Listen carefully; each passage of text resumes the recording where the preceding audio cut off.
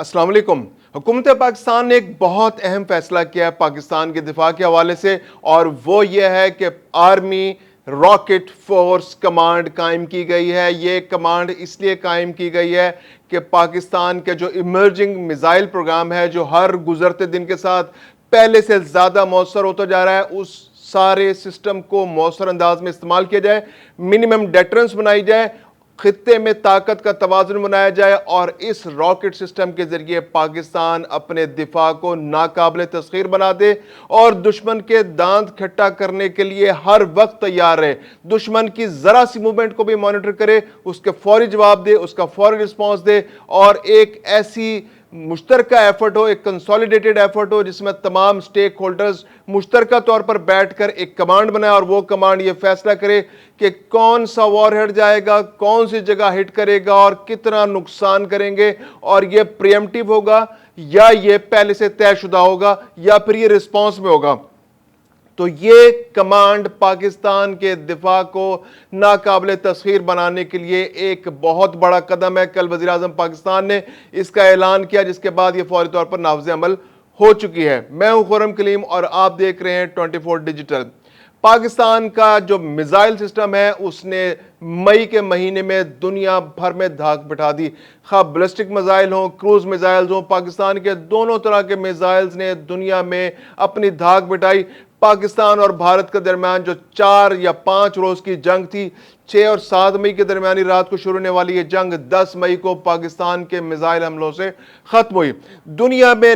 नई वॉरफेयर जो है इस जंग के जरिए सामने आई है, और वो वॉरफेयर यह है कि पहले एयरफोर्स और मिसाइल्स ये जाकर दुनिया पर हमला करेंगे, अपने दुश्मन पर हमला करेंगे। जमीनी फौजों का अब उस तरह से इफेक्टिव रोल नहीं रहा इस जंग के दौरान।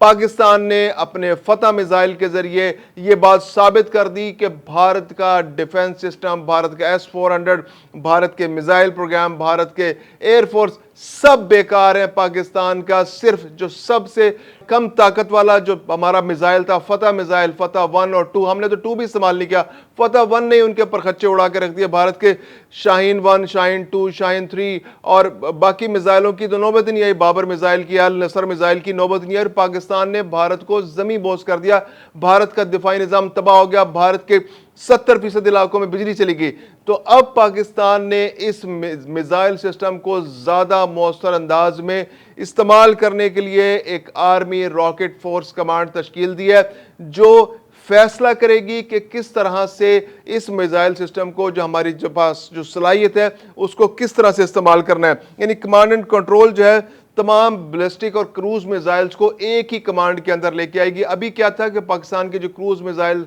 और जो पाकिस्तान के बैलिस्टिक मिसाइल थे वो मुख्तलिफ एंटिटीज़ के पास से, मुख्तलिफ यूनिट्स के पास से, और वो भले कमांड एक ही थी, लेकिन ये थे कि उनके दरमियान उस तरह से कोऑर्डिनेशन होने में दुश्वारी हो रही थी कि जो किसी भी जंग की सूरत में होनी चाहिए। तो अब एक ही कमांड के नीचे ये दोनों आ जाएंगे, और अब ये मौसर अंदाज में फैसला हो सकेगा कि इनको किस तरह से इस्तेमाल करना है। फिर वॉरहेड्स कौन सा लगेगा, अगर आपके ऊपर हमला हो जाता है और आपने मिसाइल इस्तेमाल करना है तो उसके ऊपर वॉरहेड कैसा लगेगा, उसकी स्टोरेज किस तरह से होगी, उसको किस तरह से इस्तेमाल किया जाएगा, तो ये फैसला भी यही कमांड करेगी। इसके अलावा जो रियल टाइम इंटेलिजेंस है कि आपके पास इंफॉर्मेशन आ रही है, आपके पास आपका रडार सिस्टम आपको बता रहा है कि जनाब दुश्मन ने हमला कर दिया, वो एक्टिविटी हो रही है, कोई सस्पिशियस किस्म की मूवमेंट हो रही है, आपको इंटेलिजेंस इंफॉर्मेशन मिल रही है। अब आपने उसमें प्रीएम्प्टिव अटैक करना है या आपने अपने एयर डिफेंस सिस्टम को एक्टिव करना है। तो ये जो कमांड एंड कंट्रोल है, जो ये एयर रॉकेट फोर्स, जो आर्मी रॉकेट फोर्स कमांड है, वो उस वक्त बैठकर फैसला करेगी कि इस जो इंटेलिजेंस के बेस पे हमारा रिएक्शन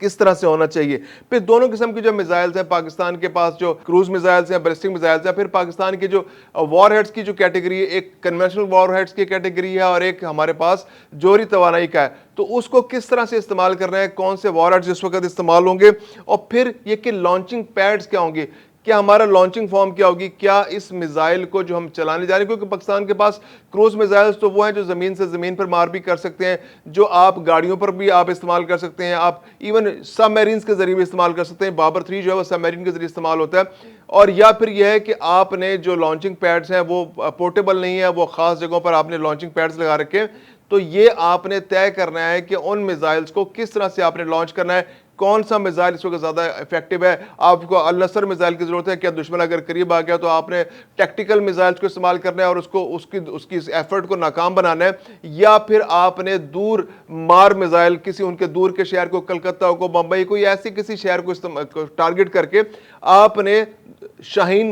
मिसाइल को इस्तेमाल करना है, शाहीन 2 को इस्तेमाल करना है, शाहीन 3 को इस्तेमाल करना है, गौरी को इस्तेमाल करना है, अब्दाली को इस्तेमाल करना है। तो आपने ये फैसला करना है, ये कमांड, ये जो जो रॉकेट फोर्स कमांड होगी, ये फैसला करेगी कि इस वक्त कौन सा मिसाइल इस्तेमाल किया जाएगा और उसकी किस तरह से रेंज होगी और कौन सा लॉन्चिंग का सिस्टम इस्तेमाल किया जाएगा। क्या हम फिजा से उसको जमीन पर मार करेंगे, जमीन से जमीन पर मार करेंगे, या और कोई तरीकाकार होगा। इसके अलावा यह है कि जो तरबियत का निज़ाम है, जैसे अब एक मिसाइल टेक्नोलॉजी हमारे पास आ गई, मिसाइल हमने लॉन्च कर रहे हैं, मिसाइल हमारी गाड़ियों पर नस्ब होंगे, मिसाइल हमारे पास मौजूद है। अब जितने भी लोग इस सारे प्रोसेस के अंदर इन्वॉल्व हैं, उनकी ट्रेनिंग जो है वो यही कमांड, रॉकेट कमांड फोर्स जो है, वो रॉकेट फोर्स कमांड जो है वो करेगी कि किस तरह से तरबियत करनी है, गाड़ियों की फॉर्मेशन क्या होनी चाहिए, गाड़ियां किस तरह होंगी, उनकी मशकें हों, रेगुलर बेस पे मशकें हों, उनकी तरबियतें हों, उनके रिफ्रेशर कोर्सेज हों, उनको ट्रेनिंग दी जाए, मिसाइल चलाने की ट्रेनिंग दी जाए, एयर डिफेंस की ट्रेनिंग दी जाए, रॉकेट्स को किस तरह से एक जगह से दूसरी जगह मूव किया जाता है। तो ये सारी तरबियत जो है ये इसी रॉकेट फोर्स कमांड के तहत मौसर अंदाज में तय की जाएगी और उसको इस्तेमाल किया जाएगा। फिर यह कि जो बहुत से वॉर हेड्स हैं, आपके वॉर फील्ड्स हैं, उनका भी इंतजाम होगा कि बहुत सारी जो चीज़ें फैली हुई हैं वो एक जगह, एक प्लेटफॉर्म पर आपके सामने आ जाएंगी, आपके पास मौजूद होंगी। अच्छा, ये कोई नई चीज़ नहीं है दुनिया के अंदर, ये बहुत सारे ममालिक जो हैं वो मौसर अंदाज में इसको इस्तेमाल कर रहे हैं। जैसे चाइना के पास ये सिस्टम एग्जिस्ट करता है कि उन्होंने अपनी इसी तरह की रॉकेट फोर्स कमांड टाइप की एक सर्विस उन्होंने बना रखी है, जो फैसला करती है कि किस तरह से मिसाइल को इस्तेमाल करना है, कहाँ इस्तेमाल करना है, किस तरह इस्तेमाल करना है, कौन सा वॉरहेड लेके जाना है। तो जब एक फैसला हो जाता है उसके बाद फिर वो कमांड जो है वो खुद से फिर आगे फैसला करती है और टेक्निकल लेवल पे वो फिर आगे उस चीज़ को मौसर अंदाज में इस्तेमाल करती है। इसके अलावा शुमाली कोरिया जो है इस चीज़ को इस्तेमाल कर रही है। ईरान की जो हालिया जंग है, ईरान की हालिया जंग में आपको सबसे ज़्यादा इंपॉर्टेंस नजर आई मिसाइल्स की, क्योंकि ईरान और इसराइल दो ऐसे मुल्क थे जो एक दूसरे से बहुत फासले पर थे, तकरीबन 1000 किलोमीटर का आपस में फासला था। तो वहां पर हिट करने के लिए मिसाइल इस्तेमाल हो रहे थे,